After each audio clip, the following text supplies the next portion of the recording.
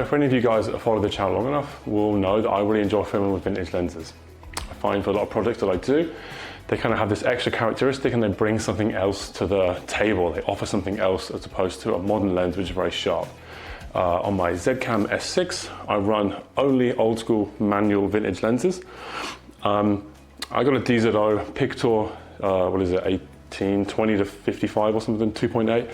Wicked lens, also quite a kind of like vintagey look to it. Got some nice halations and blooming, some flaring. It's not totally sharp. Actually, the flaring on the DZO is magnificent because it's a parfocal zoom lens. You get those classic rings. Anyway, let's talk about that lens. On here today, we've got the Yashica 35 2.8, the Legend they call it. Not sure it's quite legendary, but it's definitely a good lens for 150 bucks. I only use these, manual focus, beautiful image, but they are all EF mount for me. I haven't converted them to Sony. After I bought my Sony FX30, I got kind of comfortable again with using some autofocus. You know, I got a Sony A7 III that got me kind of started into videography a few years ago. And with this, I used autofocus. Since going to the Zcam, I sacrificed autofocus for the image quality that this sensor has because it is phenomenal.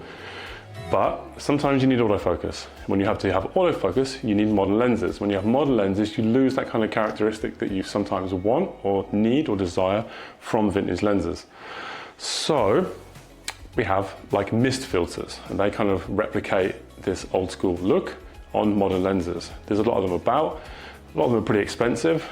I kind of delayed buying one for a long time. Sorry, this is really heavy. I'm gonna put it down. I delayed buying one for a long time because they're expensive, and I thought if I want vintage, I use vintage. If I need modern, I use modern. But things like when I go on holiday, I want to take the Sony with me, not the Zcam. Obviously, look at the size of that thing compared to the Sony FX30 with this Sigma 18 to 50 on, for example. Tiny lens, really good, really sharp, like really great lens, but very clinically sharp and very clinically modern, shall we say. So I bought myself a K&F Concept, a Nano-X black diffusion filter. And this is like most K&F stuff, a somewhat sort of budget, but in reality, not budget, just in price, not in quality, filter. So first thing we're gonna do is screw it on right now. Before we look at any test footage I've done with it, we're gonna put it onto this light. That's why this light's sat here. Obviously it looks awesome, but we're not getting any halation from this. We can see like, my face is like de-contrasting the tiniest bit. If I put a vintage lens on here, I'd be like a silhouette right now, and I do that and you see me, and I'm gone, and you see me, and I'm gone. So this obviously isn't gonna do that so much, but let's put it on.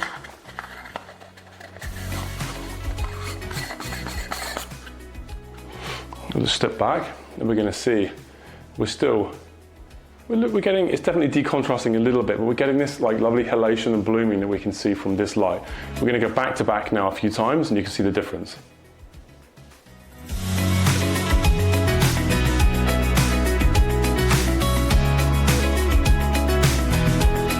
So it's quite noticeable what this does. This is I think the 1/4. Yeah, this is the 1/4. They do a 1/8, a 1/4. I'm not sure they do a 1/2 to be honest, but like I wanted this filter to be noticeable when it's on.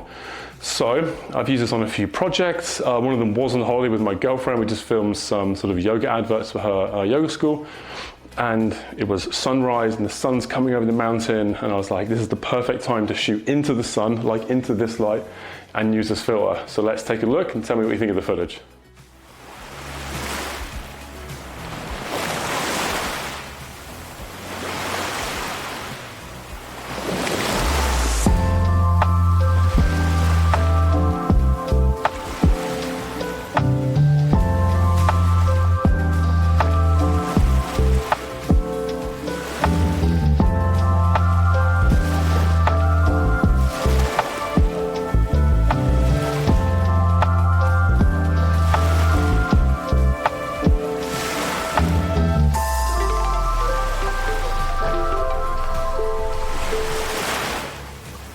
As you can see, I'm super happy with that footage. It's beautiful. Without that filter, you wouldn't get that sort of blooming and kind of soft focus, almost a little sort of hazy in the morning. It wasn't hazy at all, a little bit maybe, but I'm really happy with this filter.